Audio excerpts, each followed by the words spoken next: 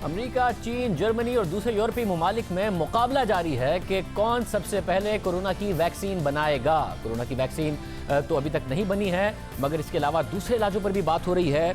ताहिर शमसी साहब, जो कि पाकिस्तान में बहुत बड़े माहिर हैं, अमराज खून के डीन हैं, चेयरमैन हैं national institute of blood disease and bone marrow transplantation के, उन्होंने कहा है कि पाकिस्तान में जो पैसिव इम्यूनाइजेशन है वो करके भी इससे फाइट किया जा सकता है और चीन में भी हुआ है। हमारे साथ डॉक्टर ताहिर शमसी साहब मौजूद हैं। शमसी साहब, बहुत शुक्रिया। साहब, कैसे ये हो सकता है, जरा आवाम को भी एक्सप्लेन कीजिएगा, हुकूमत को भी पता चले जो बात आप कह रहे हैं। मसला सारा ये है कि इस वायरस के ख़िलाफ़ किसी किस्म की कोई वैक्सीन दस्तयाब नहीं है, हम सबको पता है।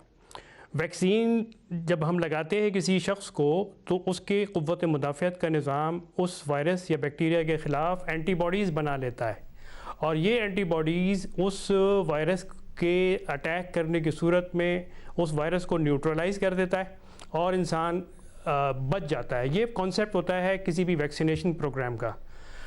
अच्छा, इसमें 1890 से लेके अब तक का टाइम अब देखें कि उस ज़माने में जब ये वैक्सीनेशन नहीं हुआ करती थी तो इन्फ्लुएंज़ा, मीज़ल्स यानी खसरा जिसे कहते हैं, पोलियो, उसके लिए ये पैसिव इम्यूनाइजेशन की टेक्निक इस्तेमाल होती थी कि ऐसे अफराद जिनको पहले कभी फ्लू हो चुका हो, इन्फ्लुएंज़ा हो चुका हो, खसरा हो चुका हो, तो उनके जिस्म में मौजूद एंटीबॉडीज़ को प्लाज्मा फेरिसिस के ज़रिए प्लाज्मा उनके खून से सिर्फ अलग कर लिया जाता है, और वो प्लाज्मा अलग करके उसको महफूज कर लेते हैं, फ्रीज़ कर देते हैं।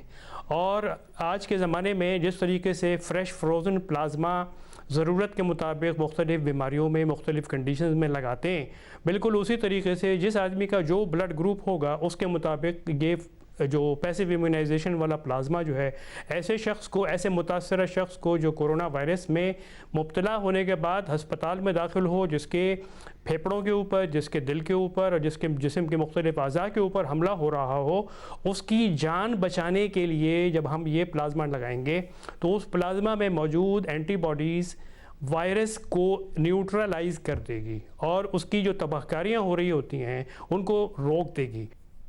मतलब चीन में किस हद तक किया गया और कितना फायदा हुआ, और बाकी जो दुनिया के ममालिक हैं वहां तक फैल गया, तरक्की याफ्ता ममालिक हैं उनमें कितना किया गया? अगर हम यहाँ चाइना में देखें तो चाइना वालों ने फरवरी के आखिर में ये सबसे पहले रिपोर्ट किया कि पहली फरवरी से लेके और फरवरी के अख्ताम तक उन्होंने 245 मुतासरीन को ये प्लाज्मा जिसको जो कि ये चढ़ाया गया, और जिनको लगाया गया उनमें से 96% में ये लोग रिकवर हो गए। इसके अलावा इन्होंने और भी कुछ दवाएं हैं जो लोकली उन्होंने इस्तेमाल की। अगर हम देखें इटली को, कि जहाँ पर सिवाय सपोर्टिव केयर के उन्होंने पूरी जान मारने के बावजूद वहाँ पर जो अमवात की शरह है वो 10% को क्रॉस कर रही है। चाइना में 2.7% से भी कम पे ले आए हैं वो। तो इटली में ये वाला काम, पैसिव इम्यूनाइजेशन वाला काम नहीं किया गया, चाइना में किया गया। वहाँ पर जो अमवात की शरह जो है वो तकरीबन समझ लीजिए कि 10% के मुकाबले में 2.7% पे आ गई। जब हम इनको देखते हैं जॉन हॉपकिंस जो हॉस्पिटल है बाल्टीमोर यूएसए में, तो वहाँ के जो इम्यूनोलॉजिस्ट हैं उन्होंने इस तरीक़ेकार की न सिर्फ तायीद की बल्कि उन्होंने गवर्नमेंट को, ट्रंप साहब को ये रिकमेंडेशन भेजी कि 2 ऐसी जगहों पे, एक न्यूयॉर्क में, एक बाल्टीमोर में, वाशिंगटन के पास, वो ये चाहते ये हैं कि यही इसी तरीके से ये पैसिव इम्यूनाइजेशन का प्रोटोकॉल स्टार्ट करवा दें ताकि जो अमवात अब अमेरिका में होना शुरू हुई हैं उसमें कमी वाक़ हो जाए।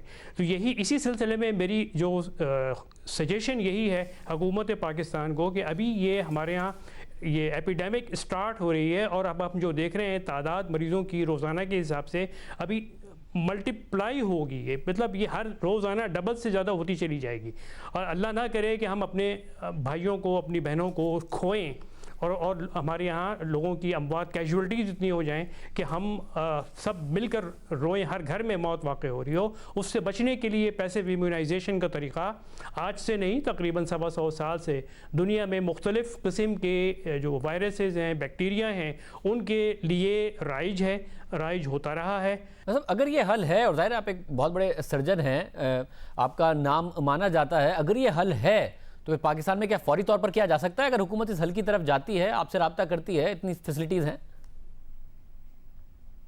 आज अगर हम इसको हमें गो अहेड मिलता है तो 2 हफ्ते हमें लगेंगे इसकी तैयारियां मुकम्मल करने में और प्लाज्मा इकट्ठा शुरू करने में, ताकि जिस वक्त हमारे पास प्लाज्मा इकट्ठा होना शुरू हो जाएगा तो हस्पतालों में दाखिल वो मरीज़ जिनमें कोरोना वायरस की बीमारी की शिद्दत है उनके लिए ये प्लाज्मा दस्तयाब हो के और उनकी जान बचाने का अमल शुरू हो जाएगा इंशाअल्लाह ताला। हमारी कोशिश ये होनी चाहिए कि हम एक इंसानी जान को भी ना खोएं इस शदीद क्राइसिस के आलम में, और हम अपने तमाम बहन भाइयों की जानों को बचा सकें। बहुत शुक्रिया डॉक्टर ताहिर शमसी हमारे साथ मौजूद थे। अभी भी पहला हल ज़ाहिर यह है कि आप एहतियात कीजिए, दूर रहिए, डिस्टेंस रखिए। ये उनके लिए बात कर रहे हैं कि जिनकी बहुत ज़्यादा तबीयत ख़राब हो और जिन्हें इलाज की हर हाल में ज़रूरत हो और बहुत ज़्यादा उनकी हालत बिगड़ गई हो, तो उसके लिए डॉक्टर ताहिर शमसी के मुताबिक ये किया जा सकता है पैसिव इम्यूनाइजेशन के ज़रिए। जो वो हल बता रहे थे वो कह रहे हैं कि दुनिया में ये हुआ भी है, चीन ने इसका इस्तेमाल किया भी है। प्रोग्राम में एक ब्रेक शामिल करते हैं। साद रफ़ीक हमारे साथ मौजूद होंगे। 16 महीने कैद में रहे, अब रिहा हुए हैं। क्या पॉलिसी है, क्या उन पर बीती, सब बात करेंगे एक ब्रेक के बाद।